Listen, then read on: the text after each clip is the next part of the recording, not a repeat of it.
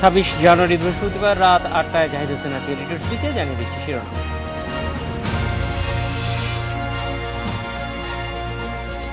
রামপাল বিরোধী হরতাল, পুলিশে বাধা, প্রতিবাদে শনিবার সারা দেশে বিক্ষোভ।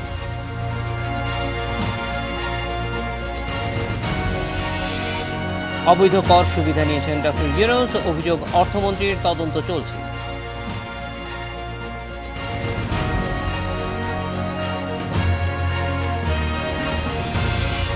অর্ধ কোটি টাকার সাজসজ্জা, ওবায়দুল কাদেরকে অভ্যর্থনায় হাজার তরুণ বগুড়া।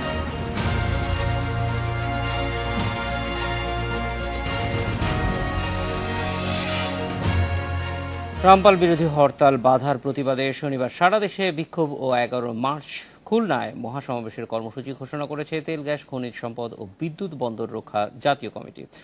অর্ধদিবস হরতাল শেষের দুপুরে জাতীয় প্রেস ক্লাবের সামনে সমাবেশ থেকে নতুন কর্মসূচি ঘোষণা করা হয়। ভোর থেকে দুপুর 2টা পর্যন্ত অর্ধদিবস হরতাল পালন করে বিদ্যুৎ বন্দর রক্ষা জাতীয় কমিটি। রাজধানী বা এদেশের কোথাও এর তেমন কোনো প্রভাব পড়েনি, তবে সকালে শাহবাগ মোড়ে হরতাল সমর্থকরা জড়ো হয়ে রাস্তায় পিকেটিংয়ের চেষ্টা করলে পুলিশ বাধা দেয়।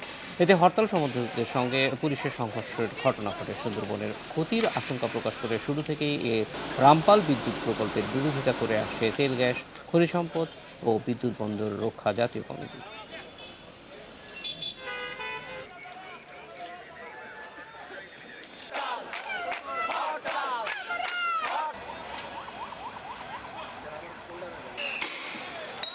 যখন অবরোধ করতে আসে তখন তাদের আমরা প্রথমে নিষেধ করি, নিষেধ না শুনলে আমরা ছত্রভঙ্গ করে দিই। এর প্রেক্ষিতে তারা বারবার চেষ্টা করছে শাহবাগ মোড়ে দেখতে অবরোধ করতে, তার প্রেক্ষিতে আমরা তাদের নিবৃত্ত করার চেষ্টা করছি। এদিকে বাগেরহাটের রামপাল বিদ্যুৎ কেন্দ্র দ্রুত বাস্তবায়নের দাবিতে মানববন্ধন করেছে স্থানীয়রা। সকালে বাবুরবাড়ি এলাকায় প্রায় 6 কিলোমিটার এলাকায় মানববন্ধন হয়। মানববন্ধন কর্মসূচির ডাক দেয় দক্ষিণাঞ্চল উন্নয়ন পরিষদ। খুলনা মংলা মহাসড়কে দুই পাশে মানববন্ধনে অংশ নেন শিক্ষক, শিক্ষার্থী, জনপ্রতিনিধি, মুক্তিযোদ্ধা সহ কয়েক হাজার নারী পুরুষ। এ সময় আলোচকরা বলেন, এলাকার উন্নয়নের স্বার্থে বিদ্যুতের কোনো বিকল্প নেই। যারা দেশের উন্নয়ন চায় না তারা এই বিদ্যুৎ কেন্দ্রের বিরোধিতা করছে বলে মন্তব্য করেন তারা।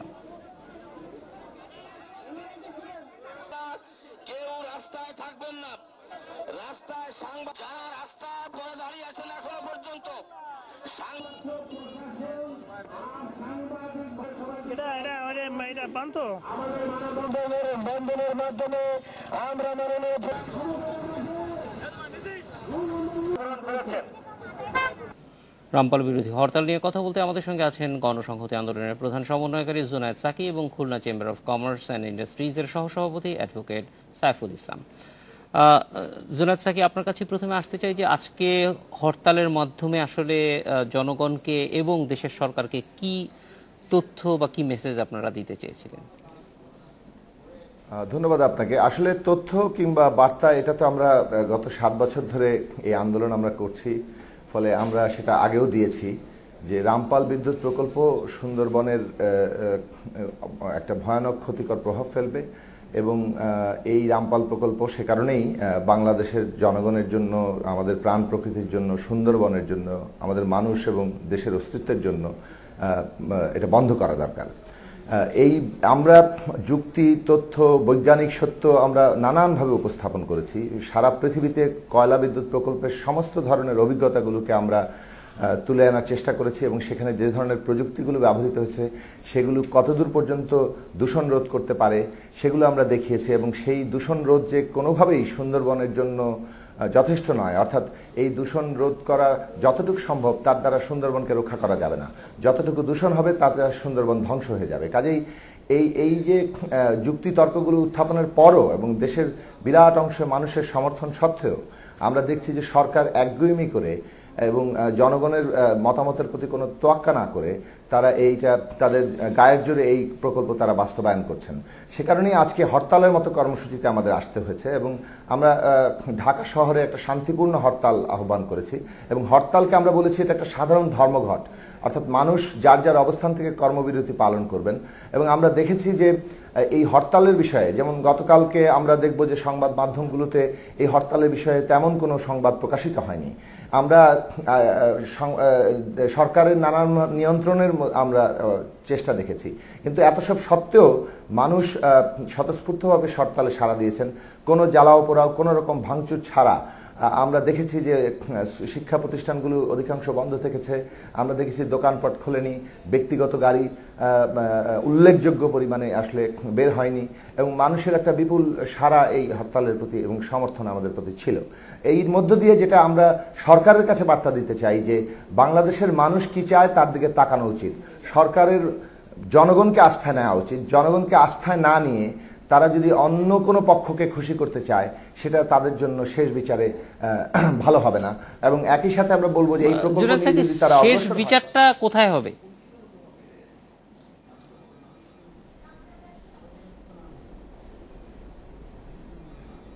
মানে শেষ বিচারটা কোথায় হবে বলতে, যদি গণতান্ত্রিক প্রক্রিয়া হয় তাহলে নিশ্চয়ই আবার যখন ভোটে দাঁড়াবে তখন ক্ষমতাসীনদের এইটার বিচার জনগণ করতে পারবে। বা গণতান্ত্রিক একটা প্রক্রিয়ার অংশ কেবল নির্বাচন নয়, মানুষ আন্দোলন করে এবং আন্দোলনের মুখে অনেক দাবি তারা আদায় করেন।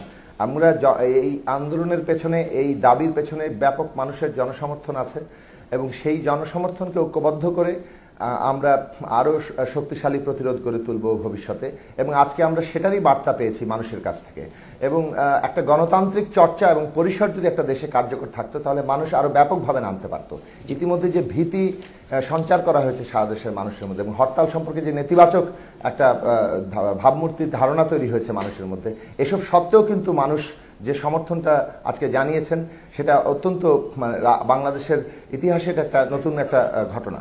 সেই দিক থেকে আমরা মনে করি যে সরকার অবিলম্বে তাদের বোধোদয় হবে এবং তারা এই ধরনের একটা ধ্বংসাত্মক প্রকল্প থেকে সরে আসবেন, এবং সেটা তাদের জন্য শেষ পর্যন্ত মঙ্গলকর হবে।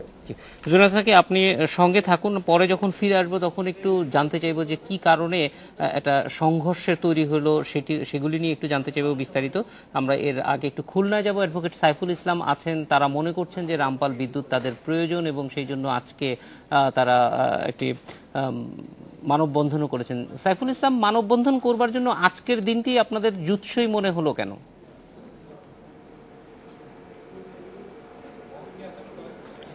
ধন্যবাদ। আসলে মানববন্ধন তো খুলনার মানুষ, দক্ষিণ পশ্চিম অঞ্চলের মানুষেরা তারা এই বিদ্যুৎ কেন্দ্রটি অতি সত্বর বাস্তবায়ন এবং দক্ষিণ পশ্চিম অঞ্চলের উন্নয়নের জন্য রামপাল তাপ বিদ্যুৎ কেন্দ্রের কাজ দ্রুত সম্পন্নের জন্য এর আগেও বহুবার মানববন্ধন, সংবাদ সম্মেলন সহ বিভিন্ন কর্মসূচি পালন করেছে, যার ফলে আজকেও সেই একইভাবে সেই মানববন্ধন কর্মসূচি তারা পালন করেছে। খুলনার মানুষ, এই অঞ্চলের মানুষেরা যারা তাপ বিদ্যুৎ কেন্দ্র চায়, এই অঞ্চলের উন্নয়ন চায়, সেই কারণে মানববন্ধনটি তারা করা হয়েছে। আর সবচেয়ে বড় ব্যাপার হলো যে রামপাল তাপবিদ্যুৎ কেন্দ্র নিয়ে যারা দীর্ঘদিন ধরে আন্দোলন করছেন, এই আন্দোলনের যৌক্তিকতা কতখানি আছে এটা আমাদের কাছে, বাংলাদেশের কত শতাংশ মানুষের কাছে এটি যৌক্তিকতা আছে আমাদের জানা নেই। কারণ বাংলাদেশের আজকে সারা পৃথিবীতে 42% বিদ্যুৎ উৎপাদন হয় কয়লা ভিত্তিক তাপবিদ্যুৎ কেন্দ্রের মাধ্যমে। সেখানে বাংলাদেশে 2% বিদ্যুৎ উৎপাদন হয় তাপবিদ্যুৎ কেন্দ্রের মাধ্যমে, কয়লা ভিত্তিক তাপবিদ্যুৎ কেন্দ্রে। সেখানে রামপাল তাপবিদ্যুৎ কেন্দ্র যে কারণে বলা হচ্ছে, যে কারণে এটা কি বাধাগ্রস্ত করা হচ্ছে, বলা হচ্ছে যে এটিকে দিয়ে সুন্দরবন বিপদগ্রস্ত হবে, সুন্দরবন ক্ষতিগ্রস্ত হবে। কিন্তু বাস্তবতা হলো 14 কিলোমিটার এরিয়াল ডিস্টেন্স দূরত্ব হচ্ছে সুন্দরবন থেকে রামপাল তাপবিদ্যুৎ কেন্দ্র, এবং ওয়ার্ল্ড হেরিটেজ 70 কিলোমিটার দূরে। এখানে চিপনি যেটা দেওয়া হচ্ছে সেটি 940 ফিট উপরে, অর্থাৎ এখান থেকে ধোঁয়া নির্গমন যখন হবে তখন কিন্তু পরিবেশের কিংবা সুন্দরবনের ক্ষতি হওয়ার কোনো সুযোগ নেই। আজকের পৃথিবীতে, উন্নত বিশ্বে আমরা যদি দেখি যে মালয়েশিয়ায় আমাদের তাপবিদ্যুৎ কেন্দ্র, কয়লাভিত্তিক তাপবিদ্যুৎ কেন্দ্র আমাদের 26টি তাপবিদ্যুৎ কেন্দ্র আছে, ভারতে 15টি আছে, দক্ষিণ আফ্রিকায় 1952 সাল থেকে তাপবিদ্যুৎ কেন্দ্র আছে, জার্মানিতে আছে, আমেরিকাতে আছে। তা সেই ক্ষেত্রে বাংলাদেশে তাপবিদ্যুৎ কেন্দ্র সংখ্যা, এবং এটি খুবই কম সংখ্যক উৎপাদন হয় তাপবিদ্যুৎ কেন্দ্র।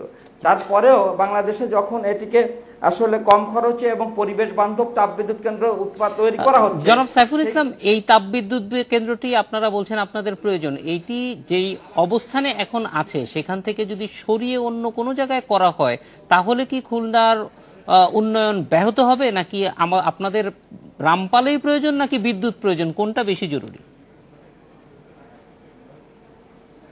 আসলে বিষয়টি হলো এখানে একটি বোঝার বিষয়, এটা 1900 একর জমির পরে তাপবিদ্যুৎ কেন্দ্রটি তৈরি হচ্ছে। এর মধ্যে 600 একর জমি সরকারি খাস জমি। এখানে এই খাস জমিটি বিভিন্ন প্রভাবশালীরা ব্যবহার করছিল, এটি একোয়ার হওয়ার মাধ্যমে এটিকে আর তারা ব্যবহার করতে পারছে না। একই সাথে নদীর পাড়ে এবং কয়লাভিত্তিক তাপ বিদ্যুৎ কেন্দ্র তৈরি হলে এখানে জাহাজের মাধ্যমে কয়লা আমদানি করতে হবে এবং উন্নত মানের কয়লা আমদানি করা ছাড়া এই বিদ্যুৎ কেন্দ্র উৎপাদন করা সম্ভব না। সেই ক্ষেত্রে অবশ্যই নদীর পাড়ে হইতে হবে, উপযোগী জায়গায় হইতে হবে। রামপাল দেখা গেছে সমীক্ষা করে এটি সুইটেবল জায়গা, আর যেটিকে সুন্দরবনের দোহাই দেওয়া হয় সেটির থেকে এটা অনেক দূরত্ব। আজকে আপনি যদি একটু দেখেন যে আমাদের পৃথিবীর যে জায়গাগুলি, ভারতে 15টি তাপবিদ্যুৎ কেন্দ্র, মালয়েশিয়ায় 26টি, ইন্দোনেশিয়ায় 22টি আমাদের তাপবিদ্যুৎ কেন্দ্র আছে, সবগুলি। সাইফুল ইসলাম, আমরা একটা বিরতিতে যাব, বিরতির পরে ফিরে এসে আপনাদের দুজনের কাছে আবার আসবো। জুনায়েদ সাকি, আমরা আপনার কাছ থেকে ফিরে এসে ছোট্ট করে পুলিশের বিষয়টা জানার আগে সাইফুল ইসলাম যেই দাবি করছেন সেটি সম্পর্কেও জানতে চাই যে আসলে যথেষ্ট তথ্য প্রমাণ আপনারা মানুষের কাছে সাইফুল ইসলামদের মতো যারা ভিন্ন মত পোষণ করছেন রামপাল বিদ্যুৎ নিয়ে, তাদের সঙ্গে কিভাবে যোগাযোগ করছেন বা কোনো একটা সেটেলমেন্টে আসতে পারা গেছে কিনা। আমরা একটা ছোট্ট বিরতির পর আপনাদের কাছে ফিরে আসছি। এডিটর স্পিকিং, ইচ্ছা একটা বিরতি। রামপাল বিরোধী হরতাল নিয়ে কথা বলতে আমাদের সঙ্গে আছেন গণসংহতি আন্দোলনের প্রধান সমন্বয়কারী জুনায়েদ সাকি এবং Khulna chamber of commerce and ইন্ডাস্ট্রিজের সহসভাপতি অ্যাডভোকেট সাইফুল ইসলাম। জুনায়েদ সাকি, সাইফুল ইসলাম বলছিলেন যে কেন আসলে তারা চান এবং বিভিন্ন দেশে এটা আছে। আমরা খুব বিস্তারিত না, খুব সংক্ষেপে শুধু জানতে চাই যে আপনারা কোনো বিকল্প প্রস্তাব করছেন কিনা রামপাল বিদ্যুৎ কেন্দ্রের জন্য।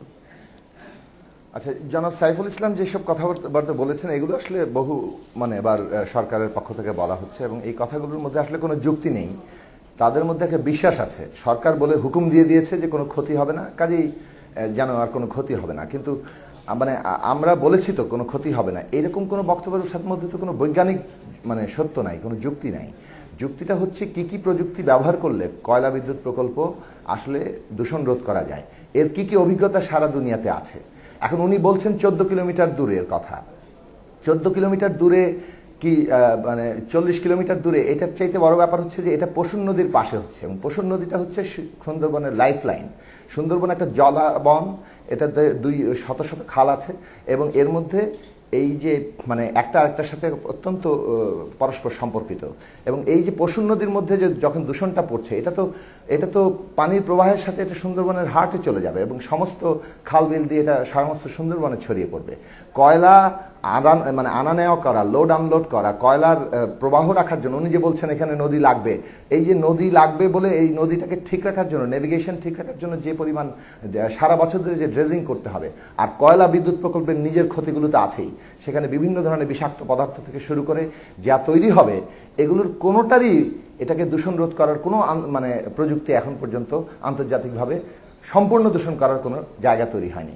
কিছু কিছু মাত্রায় এগুলো দূষণ রোধ করা সম্ভব, তার জন্য যে বিপুল ব্যয়, তাতে এই কয়লা বিদ্যুৎ প্রকল্প যা বলা হচ্ছে এটা মোটেই কোনো আর সুলভ কোনো বিষয় থাকবে না, এটা সর্বাধিক ব্যয়বহুল একটা বিদ্যুতে পরিণত হবে। কাজে এই প্রকল্পটা আসলে সব দিক থেকে অসম্ভব একটা প্রকল্প, কিন্তু এটা গায়ের জোরে করার একটা চিন্তা করা হচ্ছে।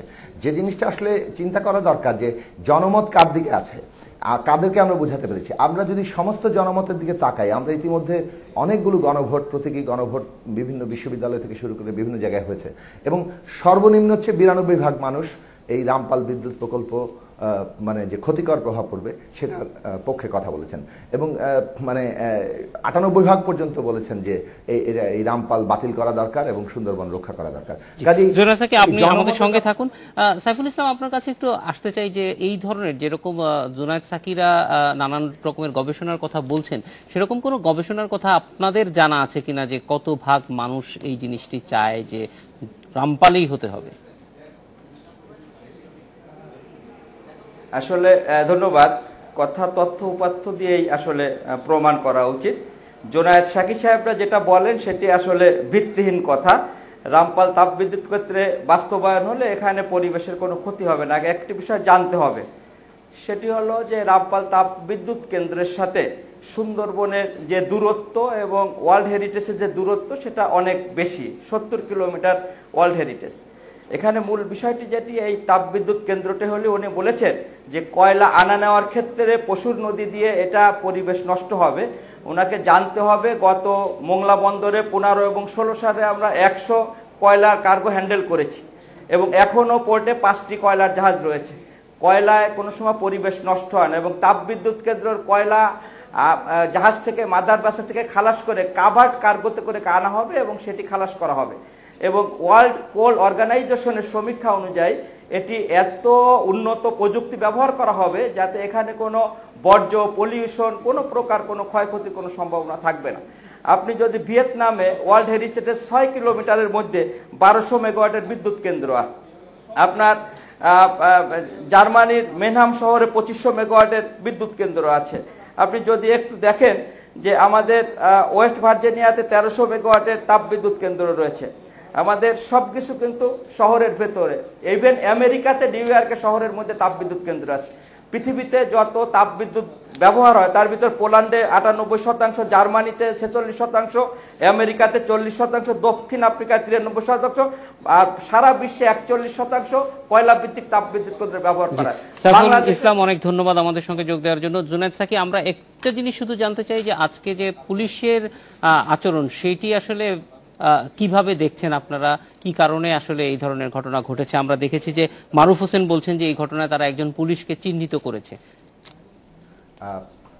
খুব সংক্ষেপে সাকিব, 38 সেকেন্ড আছে আমার কাছে। আমরা আগেই বলেছি যে যুক্তি, তর্ক, তথ্য, বৈজ্ঞানিক সত্য এগুলো কোনো দিক থেকে সরকার আসলে নৈতিকভাবে দুর্বল এবং পরাজিত। ফলে সেদিক থেকে তারা এখন দমন পীড়নকে তাদের হাতিয়ার বানিয়েছেন। এবং আজকে আমরা জানি যে একটা শান্তিপূর্ণ মিছিলের উপরে মুহুর্মুহু টিয়ার সেল পুলিশ নিক্ষেপ করেছে। পুলিশ তো আসলে সরকারের নির্দেশেই করেছে, কাজেই দমন পীড়ন করে তারা আন্দোলনটাকে বন্ধ করতে চান। আজকে আপনারা জানেন যে আমাদের কয়েকজন ছাত্রনেতা তারা আজকে রাবার বুলেট এবং টিয়ার সেলে আহত হয়ে তারা হাসপাতালে আছেন, কয়েকজন আটক হয়েছেন। সাংবাদিকরা, একটা টেলিভিশনের দুজন সাংবাদিক, একজন ক্যামেরা পার্সন এবং একজন সাংবাদিক প্রতিবেদক, তারা আহত হয়েছেন। এবং এই যে পুরো দমনপীড়ন, এটার মধ্যে দিয়ে তারা আসলে তাদের দুর্বলতাকে প্রকাশ করছেন, অর্থাৎ তাদের নৈতিক জায়গা অত্যন্ত দুর্বল এবং তারা দমনপীড়নকে হাতিয়ার হিসেবে। আমি শুধু একটা লাইনে আপনার এটার কথা বলবো, যে কতগুলো মুখস্থ কথা বললে তো হবে না। ভিয়েতনামের উদাহরণ দিচ্ছেন, হারলং বে হচ্ছে ভিয়েতনামের ওয়ার্ল্ড হেরিটেজ।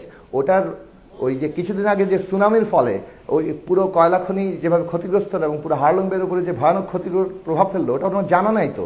এবং উনি মানে মান্ধাতার আমলের তথ্য দিচ্ছেন, চীন 100টি কয়লা বিদ্যুৎ প্রকল্প ইতিমধ্যে বন্ধ করে দিয়েছে এবং আগামী 5 বছরে $361 বিলিয়ন। অ্যাডভোকেট সাইফুল ইসলাম, অনেক ধন্যবাদ দুইজনকে আমাদের সঙ্গে যোগ দেওয়ার জন্য। এলিট্রেস উইকে নিচ্ছে আরও একটা বিরতি। গ্রামীণের নামে করা বিভিন্ন প্রতিষ্ঠান থেকে ডক্টর মোহাম্মদ ইউনূস অবৈধ কর সুবিধা নিয়েছেন বলে জানিয়েছেন অর্থমন্ত্রী আবুল মাল আব্দুল মুহিত। এ বিষয়ে তদন্ত চলছে বলেও জানিয়েছেন অর্থমন্ত্রী। সচিবালয়ে সকালে তিনি এ বিষয়ে কথা বলেন সাংবাদিকদের সঙ্গে। কার্যসূচি অনুযায়ী এখন প্রশ্নকাল শুরু হচ্ছে। বুধবার জাতীয় সংসদে ডক্টর মোহাম্মদ ইউনূসের কড়া সমালোচনা করেন প্রধানমন্ত্রী শেখ হাসিনা। বলেন, গ্রামীণ ব্যাংকের প্রধান থাকার সময়ে ডক্টর ইউনূসের তৈরি করা অনেক প্রতিষ্ঠানের কর পাচ্ছে না সরকার।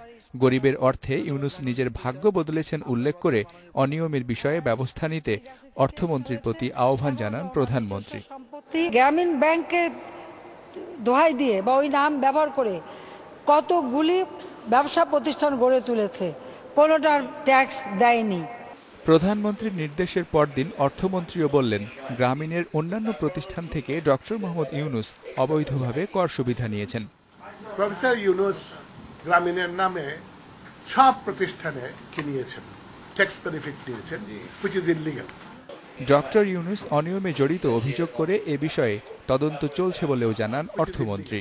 এটা is being investigated। পদ্মা সেতু প্রকল্পে বিশ্বব্যাংকের অর্থায়ন ডক্টর ইউনূসের তৎপরতায় বন্ধ হয়ে যায় বলেও অভিযোগ করছে সরকারের শীর্ষ পর্যায়। Mizanur Rahman, Independent News, Dhaka. Doctor Mohammad ইউনূসের বিরুদ্ধে অবৈধ কর সুবিধা নেওয়ার অভিযোগ নিয়ে কথা বলতে আমাদের সঙ্গে আছেন গ্রামীণ ব্যাংক রিভিউ কমিটির সাবেক চেয়ারম্যান ও এ কে মনোয়ারউদ্দিন আহমেদ। স্বাগত জানাবো এ কে মনোয়ারউদ্দিন। আমরা একটু জানতে চাই যে ডক্টর ইউনূসের বিরুদ্ধে যেই অভিযোগগুলি বা গ্রামীণ ব্যাংক নিয়েও যে অভিযোগগুলি আমরা বিভিন্ন সময়ে জেনেছি, সেগুলির তদন্তটা একটা লম্বা সময় ধরে হচ্ছে, এই ব্যাপারটা আপনি কিভাবে দেখছেন?